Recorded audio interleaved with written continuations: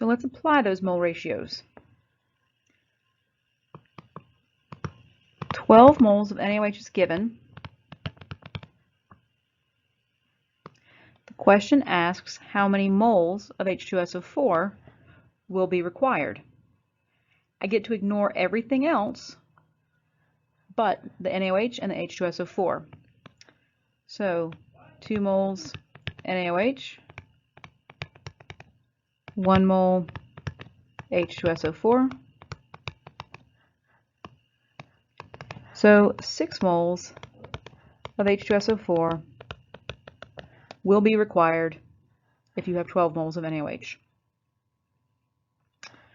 Well, let's go down and do the next one. Looking for moles of sodium sulfate. So the given is back up here, the 12 moles of NaOH. And we're looking for sodium sulfate. So 12 moles NaOH, 2 moles of NaOH. Remember, it goes on the bottom because you want the units to cancel. You must write out the entire chemical. It is wrong if you do not. 1 mole Na2SO4. So 6 moles Na2SO4. Okay. And then finally, it asks how many moles of water. Still with the given 12 moles of NaOH. So 12 moles of NaOH, 2 moles NaOH,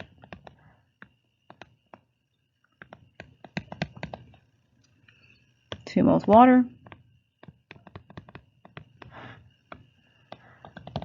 so that means 12 moles of water will be produced. So if you start with 12 moles of NaOH, to use all of the NaOH, you need 6 moles of H2SO4, and you will produce 6 moles of sodium sulfate and 12 moles of H2SO4.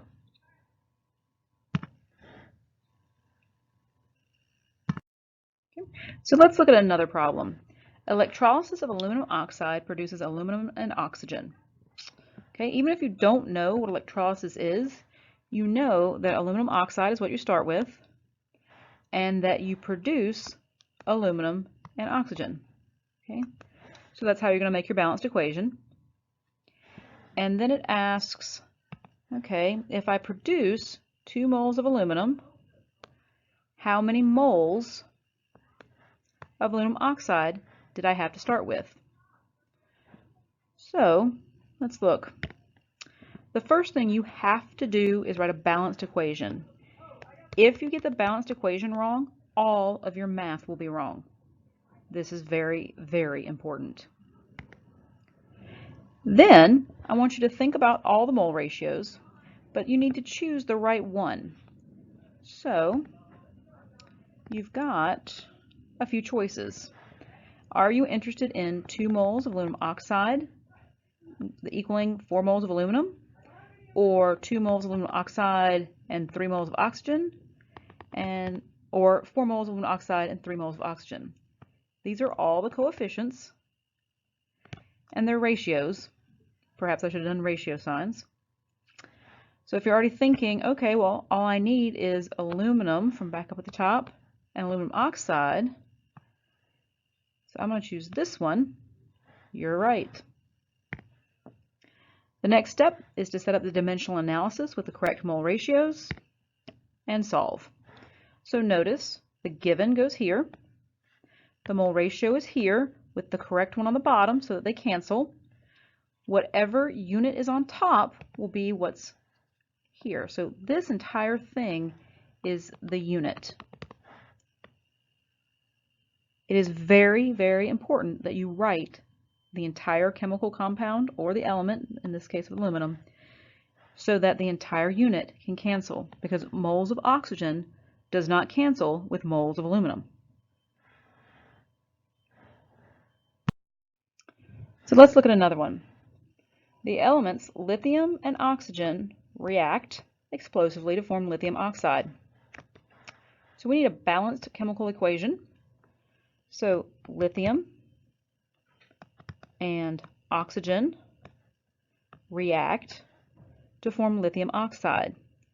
Oh dear, so lithium oxide, lithium is a +1, oxygen's a -2, so Li2O. In the states of matter, according to the periodic table, lithium is a solid, oxygen's a gas, and this is an ionic compound, so it's a solid as well. Let's look at the balance. Oh, long way from balanced, so let's see. Fix my lithiums, but then my oxygens are messed up. So, okay, let's fix my oxygens. Now I need to fix my lithium. Okay, so the equation's now balanced. This is how I'm going to get the mole ratios. Let's read the question. How many moles of a lithium oxide, be careful, read the whole thing, will form if 2 moles of lithium react?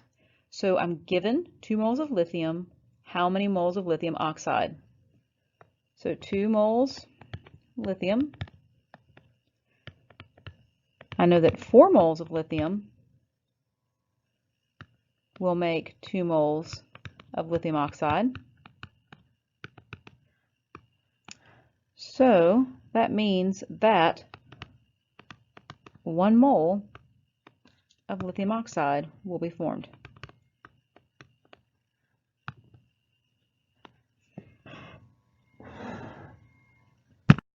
Let's look at another. So here's the equation.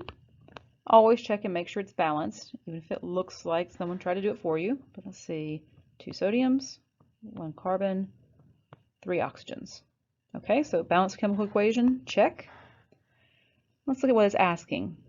If 2 moles of sodium carbonate are decomposed, remember this is a decomposition reaction, how many moles of sodium oxide are formed? So we're looking at this one and this one. We're going to ignore the carbon dioxide. It's formed, but we don't need to know anything about it right now. So let's write this out. And yes, you do have to write this one out.